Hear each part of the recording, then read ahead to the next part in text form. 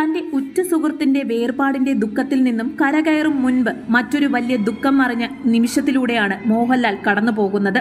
മോഹൻലാലിന്റെ എല്ലാമായ അമ്മ ശാന്തകുമാരി അമ്മ അന്തരിച്ചിരിക്കുകയാണ്. ഇന്ന് ഉച്ചയോടുകൂടിയാണ് മരണം സംഭവിച്ചത്. നേരത്തെ തന്നെ അമ്മയെക്കുറിച്ച് പറയുമ്പോൾ ദുഃഖത്തോടെ മാത്രമേ മോഹൻലാൽ സംസാരിച്ചിട്ടുള്ളൂ. സംസാരിക്കാനോ നടക്കാനോ പ്രയാസമായിരുന്നു ശാന്തകുമാരിക്ക്. ഇന്ന് ഉച്ചയ്ക്കും സംസാരിച്ചിരിക്കുന്നതിൻ്റെ ഇടയിലാണ് പെട്ടെന്ന് സുഖമില്ലാതെ ആകുന്നത്. പക്ഷാഘാതത്തെ തുടർന്ന് 10 വർഷമായി ചികിത്സയിലായിരുന്നു ശാന്തകുമാരി അമ്മ. മോഹൻലാലിന്റെ സിനിമാ ജീവിതത്തിലെ വലിയൊരു സ്വാധീനമായിരുന്നു ശാന്തകുമാരി.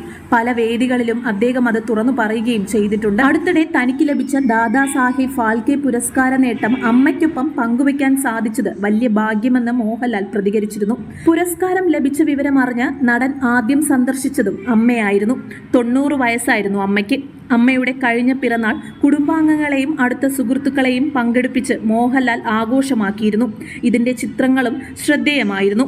മോഹൻലാൽ, സുചിത്ര, പ്രണവ് മോഹൻലാൽ, ആന്റണി പെരുമ്പാവൂർ, മേജർ രവി, സമീർ ഹംസ തുടങ്ങിയവരായിരുന്നു ചിത്രത്തിൽ.